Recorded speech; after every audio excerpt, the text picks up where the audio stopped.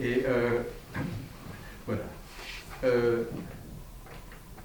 Ils arrivent, ils vont à leur place, ils restent debout, ils prennent leur partition, ils lisent la partition. Donc je m'appelle Ruki Egul, je suis élève de Athénée Royal Yvonne Piesset à Marchienne. Je suis en 4e secondaire, j'ai 16 ans et je fais du théâtre depuis un an et demi avec l'association de... Comment il s'appelle encore? Babel? Un truc du genre. Mon rôle était la femme féministe qui veut à tout prix protéger les droits des femmes. Et donc dans ce pièce, c'était surtout le droit des votes des femmes. Donc moi, je fais depuis quelques années l'animation culturelle. Et j'ai trouvé dans l'école, dans l'Athénée, quelque chose de chouette, c'est que des jeunes avaient envie de parler quelque chose. C'est-à-dire que souvent, dans l'animation culturelle, l'animateur va porter la bonne parole. Ici, il y a eu cette envie de parler de la condition féminine. Comme on parlait de la condition féminine, je pense que c'est un sujet un peu, je dis, mode actuellement, au sens où je suis tout à fait d'accord pour le combat des femmes, je ne suis pas un vieux réactionnaire, mais maintenant on parle des femmes.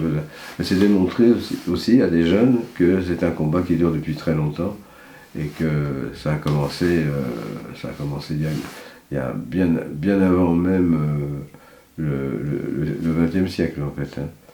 Voilà, donc on a essayé de faire un parallèle entre l'école, les mouvements féministes et en même temps l'image de la femme dans les chansons. Voilà, donc ça donnait des éléments pour construire un spectacle. De se rappeler en même temps de ce qu'on faisait quand on bougeait. D'accord? On essaie ça? Voilà. On a appris, il n'y avait pas que les conditions féminines, il y avait aussi l'enseignement. Parce qu'à un moment donné, en Belgique, il n'y avait pas l'enseignement obligatoire, il est venu à un moment donné.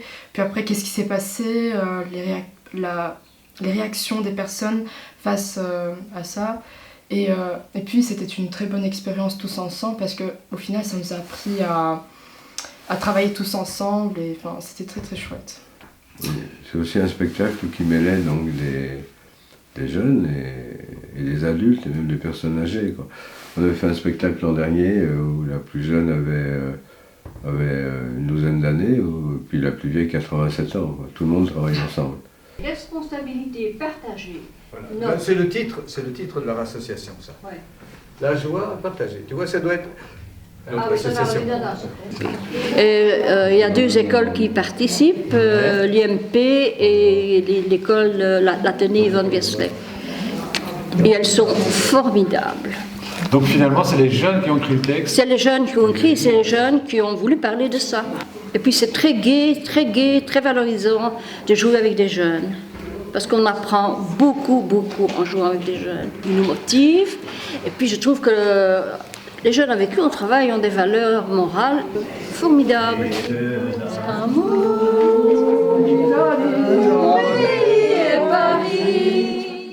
L'idée venait de moi. Et les autres, ils ont trouvé ça au début un peu ennuyant, je vais pas cacher. Mais après, au fil du temps qu'on a fait ça, ils ont commencé à aimer et plus participer.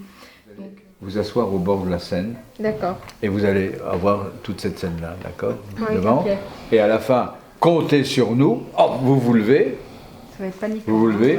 Ouais, et on parle la chanson là. D'accord, ça va? Oui. Ah, il faut un peu avoir un peu de pêche. Une fois pour voir.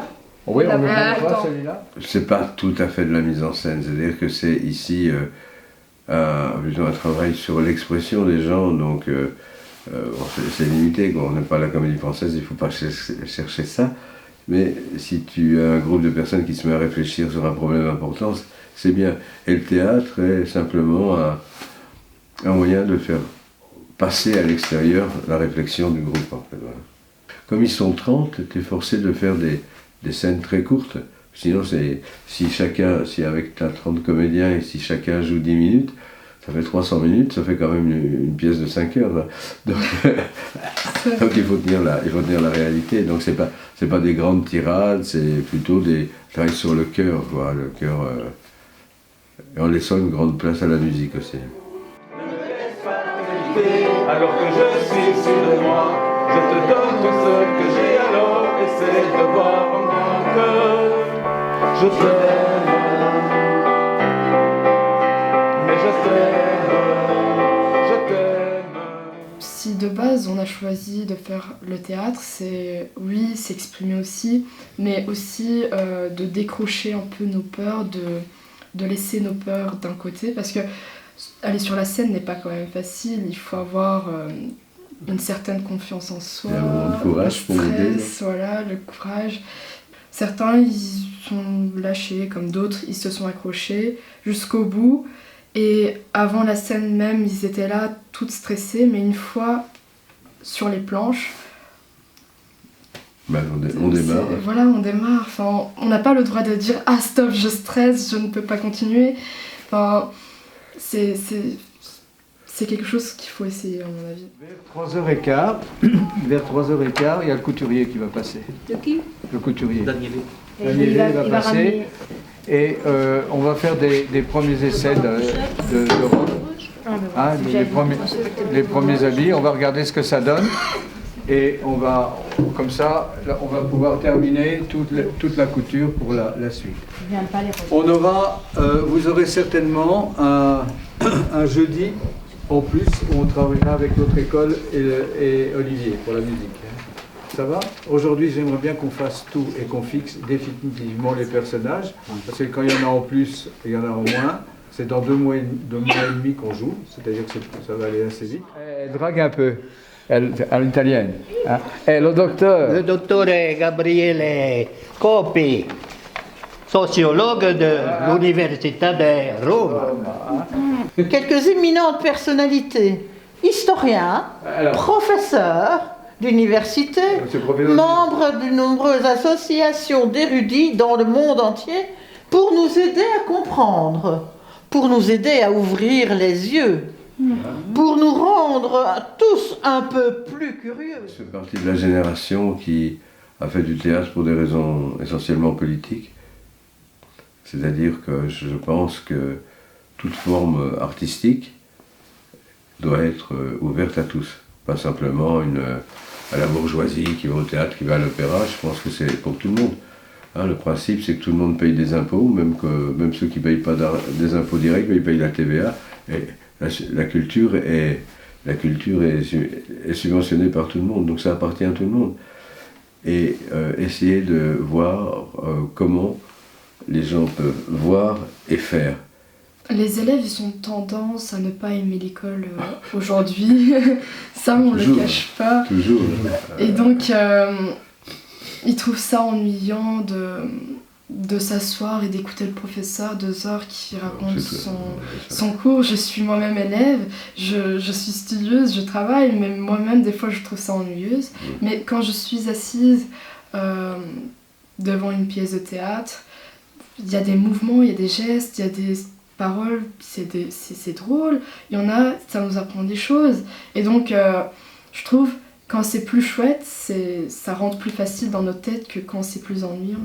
J'ai commencé le théâtre l'année passée. Et de base, je suis turque, donc mon niveau en français n'est pas autant évolué que les personnes qui habitent ici. Le théâtre, c'est aussi un peu du non-verbal, c'est pas que parler. Et donc, j'ai essayé de chercher beaucoup de choses pour pouvoir améliorer en français. J'ai lu des livres, j'ai demandé des conseils à mes professeurs de français. C'est la première fois que vous travaillez tous ensemble? Oui. On a pas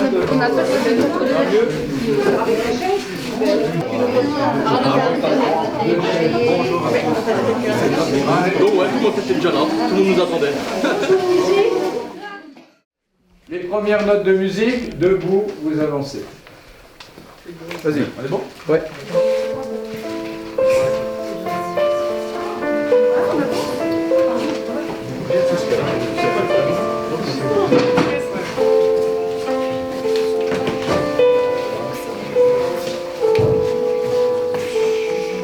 On dit que tout le le monde est là, ça ira plus vite. Essayez de penser que c'est la première chanson où vous posez le problème. Vous rentrez avec un peu plus de vigueur, d'accord? Donc là, ça donnerait. Attention, laissez tomber les mains, parce qu'on dirait que vous avez pu faire pipi. Dès qu'il y a une note de piano, il faut rentrer. C'est quoi un homme? Quand il se sait, quand il se cache pour pleurer. Vous regardez Quand il a peur, quand il a mal à en crever.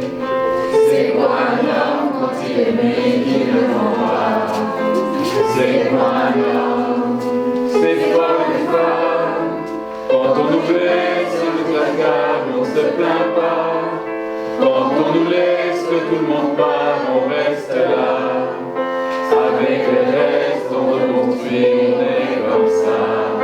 C'est ça une femme, c'est quoi un homme, c'est quoi une femme. On fait semblant, on joue le jeu, on nous apprend. Si t'es un homme, si t'es une femme.